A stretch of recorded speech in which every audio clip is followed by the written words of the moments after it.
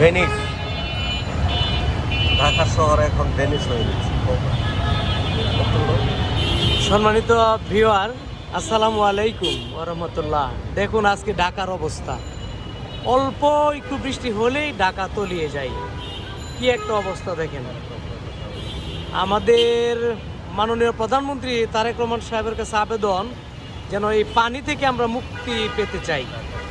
ঢাকা সিটির পানি থেকে মুক্তি পেতে চাই, যেন আমরা সুন্দরভাবে গাড়ি নিয়ে চলতে পারি। বৃষ্টি হলে যেন দ্রুত পানি সরে যায়, এই একটা ব্যবস্থা যেন উনি করেন। ওনার কাছে জোর পানি নিষ্কাশনের ব্যবস্থা যেন উনি করেন, ওনার কাছে আমাদের জোর দাবি। আসসালামু আলাইকুম রহমতুল্লাহ।